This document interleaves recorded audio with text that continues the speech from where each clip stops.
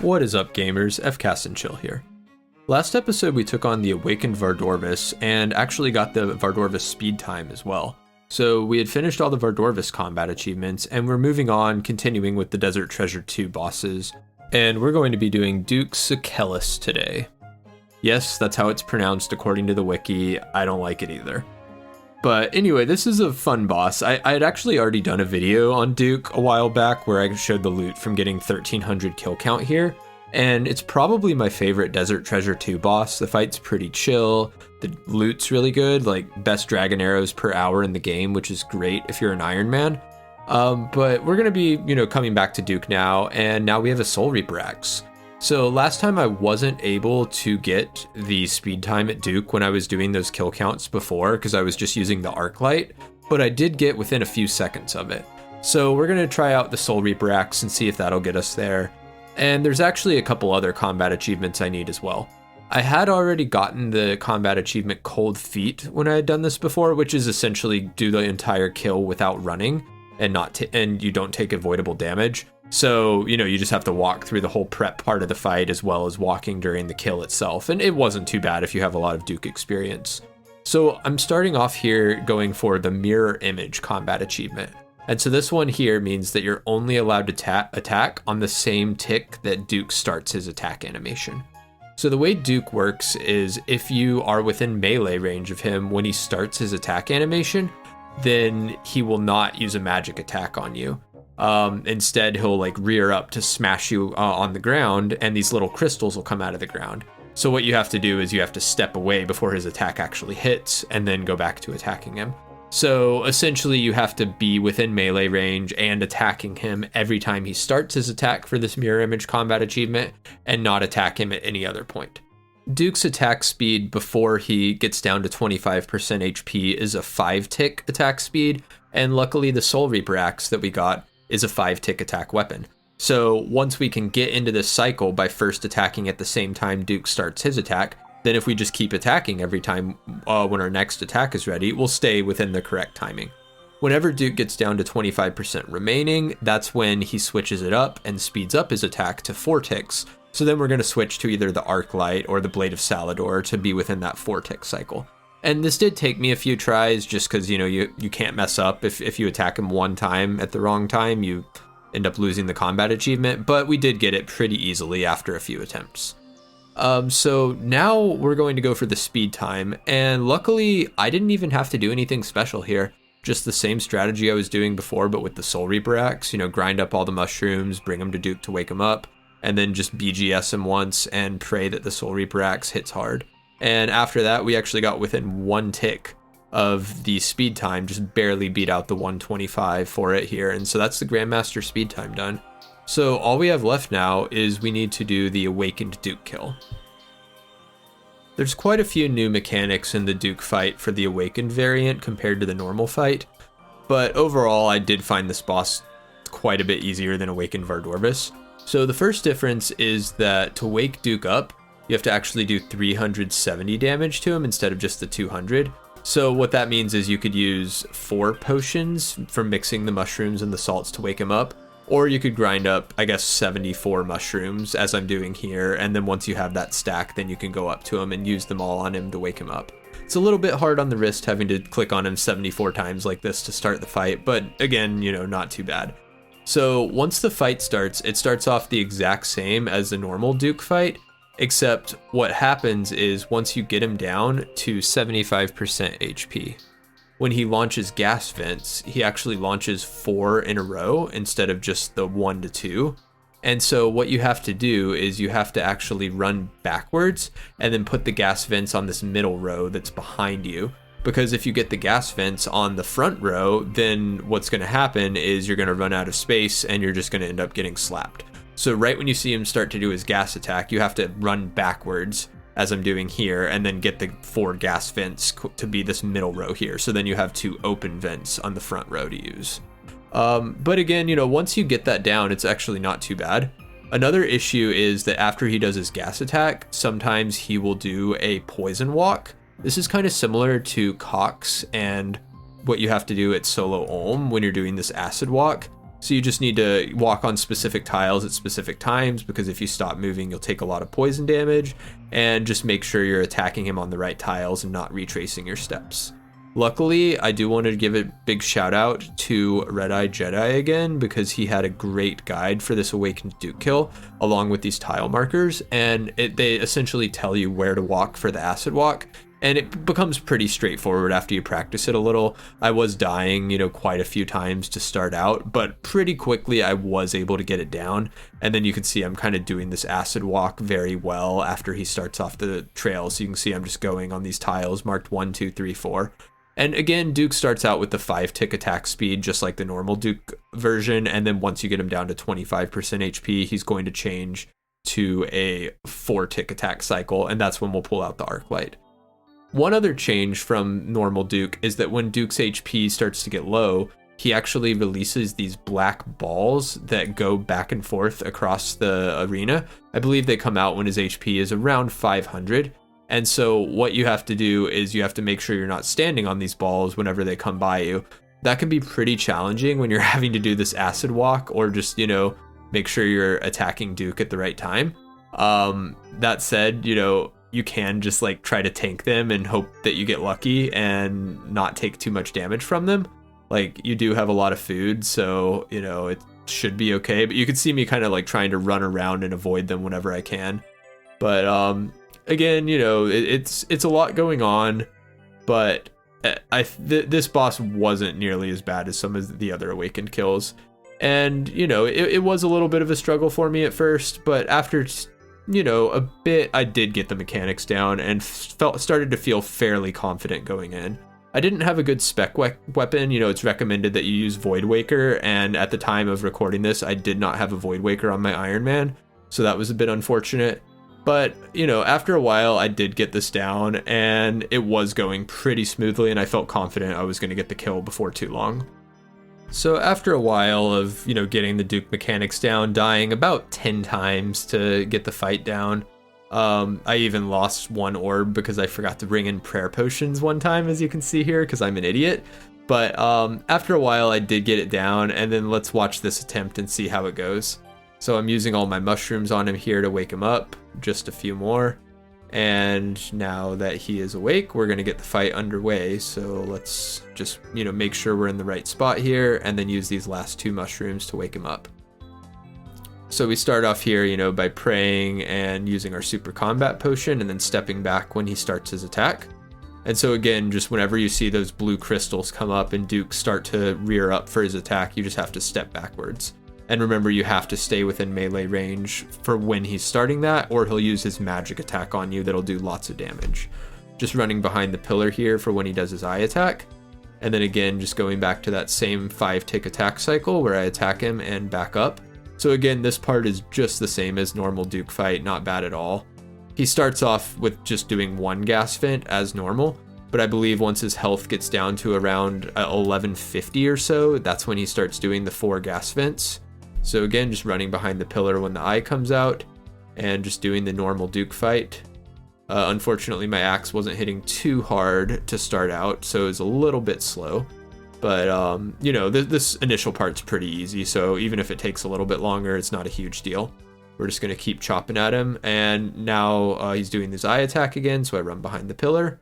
And then now we got him down below 1100 health, so when he does his acid vent now, we're going to have to run backwards to make sure to get the 2nd, 3rd, and 4th gas vents on this middle row here. So you can see I do that, and then after he launches that 4th one, I run up to him. And then I first run behind the pillar and then start doing the acid walk, because he does it randomly. So after he throws the 4 gas vents, he'll randomly sometimes do the acid walk and sometimes he won't. So I just prepare for it and assume that he's going to do it either way. So we got the 4 gas vents here again, so I run. Right when he throws the 4th one, I run up, then go behind the pillar and start the acid walk, but he didn't do it luckily. So we're just chilling and chopping at him. Axe is actually hitting pretty well here. You can see he's already down to about 800 health, which is going well, but it doesn't really get hard until later in the fight when the black balls come out, and then he goes into the enrage phase and speeds up. But again, it's pretty straightforward here. You can see he did the acid walk here, so I'm just clicking on 1, 2, 3, 4, and then attack, then 1, 2, 3, 4, attack, 1, 2, 3, and then the acid's done by the time you get to the end there. I will say the acid walk gets a bit harder once you get into the enrage phase, because since his attack speeds up, you have to actually walk a little bit differently, and when you get to the edge of the other side of the room, you have to do some tricky stuff to make sure that you're staying within the acid walk and not taking damage. But again, big shout out to Red Eye Jedi, whose video I've linked in the description. If you want to learn how to do Awakened Duke, I'd highly recommend his video. It worked extremely well for me. But we're going now. We got him down to 500 health, so you can see these black balls have come out. So you can see I dodged that first one there, and they're just going to keep coming across that closest row to him. So we're just going to try to dodge those whenever they come by. But, we still have quite a bit of food, so if we have to tank a couple of them, it could be worse. You can see I'm still doing the acid walk here just because, if I do that, it's going to dodge any of the black balls that come out. Unfortunately there, I was standing behind the pillar when a black ball came at me, so I had to just tank it. But we've actually been hitting pretty hard, and he's already almost dead. I do have the arc light here, so he did his acid walk here, so now you can see I'm just clicking on 1, 2, 3, and then attacking. But then when I get to the edge of the room, I have to be a little careful and go back to this weight tile. And he actually did the gas vents again, so I immediately have to start running the gas pattern again. But it's a little tricky, and I did get hit by another black ball there and have to very quickly run over to the pillar there so I don't die. But it's going pretty well. Arc light's actually hitting decently well. Got gas vents again, so we're just going to run back here and then run on up and assume that it's an acid walk, and it was. So we're going to click on 1, 2, 3, attack, 1, 2, 3, attack, using a super combat potion, attack. Then we go to this weight tile. All right, he's doing the eye, so we run behind the pillar. And then again, just getting back in the cycle, and one more vent here. So we're going to do that, poison gas, run up and attack him. Unfortunately, we missed and got back in the acid walk, but that's it. The kill is done. And so you can hear my reaction to getting that kill here. Hell yeah, we did it, boys. Awakened Duke, done. Nice and easy. Not too bad at all, actually. Yeah, pretty fast kill, 6 minutes. Yeah, as I said, not too bad at all. I mean, it was pretty fun. I did the whole thing in one sitting in one stream, and I think it was 10 deaths is what I ended up having before I got the kill at Duke. But I did use an extra orb. I think I used 12 orbs total because I had to teleport out that one time because I totally forgot to bring prayer potions like an idiot. But overall, not too bad of a boss. Really fun fight. This is probably my favorite Awakened boss as well so far. And yeah, that's going to be a Duke green log for the combat achievements there. Again, this is my favorite Desert Treasure 2 boss. Really enjoy it. But now that we've done that, this episode's a little on the short side if we end here. So I'm going to add in the combat achievements for Vorkath as well. So Vorkath is a pretty, iconic boss. Lots of people who know old school RuneScape know Dragon Slayer 2 and Vorkath. But, the fight itself isn't too bad. He's a pretty straightforward boss once you have some PVM experience. But I will say some of these combat achievements at Vorkath are a pain in the ass to do. So the first thing we're going for here is the combat achievement Extended Encounter. And this is just kill Vorkath 10 times in one trip without leaving his area. And so this does sound pretty challenging. Typically if you go in full melee gear in a Dragon Hunter Lance, you're going to end up with getting like 6 kills, maybe 7 before running out of supplies. But what I've done here is I brought 4 prayer potions as well as my Saradomin God Sword. And I'm just going to one-tick flick my prayers as much as I can and just hope that my SGS hits pretty well to regenerate some of my health and prayer. And just see how it goes. Maybe I won't get it on this first try, but, we'll see. I need to grind a lot of Vorkath anyway, because I wasn't maxed at this point, and I needed to get enough bones banked for 99 prayer. So I was actually pretty happy to do this boss and didn't mind too much at all. But, yeah, we're going to go for the 10 kill count trip here and see how it goes. So as you can see, I'm just kind of sitting here, one tick flicking my prayers when I can. And we're just hanging out and praying for good RNG on the weapons and getting some good SGS specs in to heal. So there's the first kill, and you can see I had to use a few food, but, didn't really touch my prayer potions yet, so that's a promising start. And a little while later, we are actually 5 kills in here and still doing really well on supplies. The SGS is coming in clutch. You can see there's kind of a stack of drops piling up here that unfortunately I'm not going to be able to pick up all of them, but that's all right. And after about a total of 20 to 25 minutes, there we are wrapping up our 10th kill here. So you can see I still had 2 full prayer potions left because I was flicking so much, and a couple food. But that's it. That's extended encounter. That one wasn't too bad. And if you want an easier way to do this, you could always just bring brews and super restores. But that's it for that one. We're going to move on. There's also a combat achievement here called Faithless Encounter that's kill Vorkath without losing any prayer points. And I actually wasn't recording for this one because I was just trying one attempt and, didn't think I would get it first try. But all I did was really one tick flick here and just turn off my prayer when I didn't have the time to one tick flick. And it was actually pretty easy. Just brought a lot of food and got it first try. But yeah, not bad at all once you learn the one tick flick timing. There's another fun combat achievement here called the Fremnik Way, which is killing Vorkath using only your fists. So I thought this was pretty funny.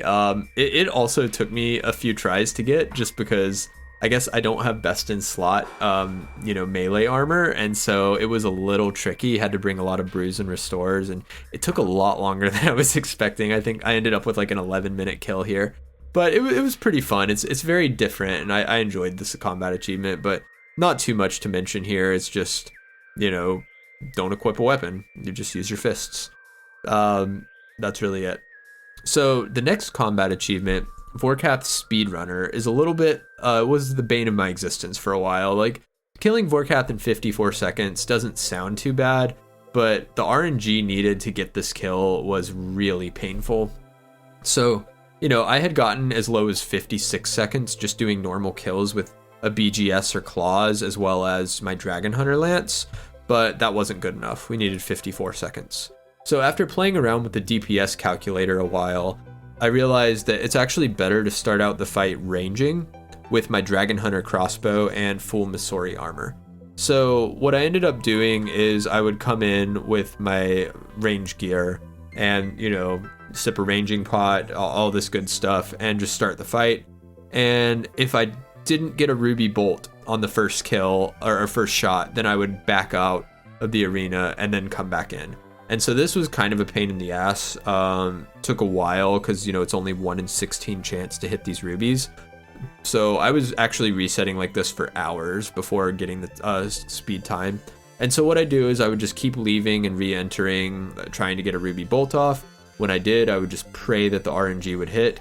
And as you know, it usually wouldn't. But, it was pretty painful. But again, it was just a little bit of a grind. A 5 or 6 hour grind of resetting does suck, but compared to a lot of grinds in RuneScape, could be much worse. And, after a while, I did change my strategy a little bit. So I ended up bringing my melee gear. So once Vorkath gets below 350, 300 HP or so, then it's actually more DPS to use your melee gear. So what I ended up doing was I would come in with my ranging gear, start off with the ruby bolt, like I was saying, and then I would, essentially just keep going until I get that ruby hit. When I do, attack him with my Dragon Hunter crossbow, pray for good RNG until he gets down below 300-ish, and then I would equip all my melee gear and then double claw spec and then try to finish him off with my lance. And after doing this for a while, I think it was, ballpark, like I said, 5 or 6 hours, I did end up getting the speed time. So pretty painful, but I needed to get a lot of Vorkath kills anyway, like I said, for the bones for prayer XP. So it could have been worse. And that is a very good one to have knocked off just because that was extremely painful. And I am very glad to be done with that speed time. Required some very good RNG to get it knocked out. But yeah, now that we got that, we had a couple other Vorkath achievements that I hadn't mentioned. One was actually called the Walk, which is attack Vorkath several times during the acid walk phase. Typically the way to do this is to use a blowpipe and just start tick perfectly and make sure you're moving back and forth. but I actually accidentally got this one using my dragon claws because they hit 4 times. So if you just claw spec, then that can count as hitting 12 times, which pretty interesting way to get this combat achievement. And then we had one other that was kill the zombified spawn without crumble undead, so I just shot that with my crossbow. And that's really it for Vorkath. You know, we did get all the combat achievements here and got the green log now. Actually, we got pretty lucky here too, because afterwards I was still grinding him for that 99 prayer, and I ended up getting one of the visages, which is kind of cool. Not super useful for me, but still a pretty cool drop. If I ever become a collection logger one day, you know, this will be a really nice one to have. But that's it for Vorkath. So we finished off the Awakened Duke and all the Duke combat achievements, as well as finishing off Vorkath this episode. And so we're getting pretty close to the Master combat achievements now. Next episode, we're going to be working on the Leviathan. And I don't know if you guys are aware, but most people agree the Awakened Leviathan is the hardest of the Awakened bosses and is just a huge pain in the ass. I do not have a web weaver bow, nor have I ever killed any revs. So we're going to see how this goes. Hopefully it won't be too bad. But yeah, we'll be back soon with some Awakened Leviathan content. And then after that, we're going to wrap up the Master Combat achievements and move on to things like the Inferno. So yeah, stay tuned for more. You know, please like and subscribe if you're enjoying the videos. And I will catch you guys later. Thanks for watching.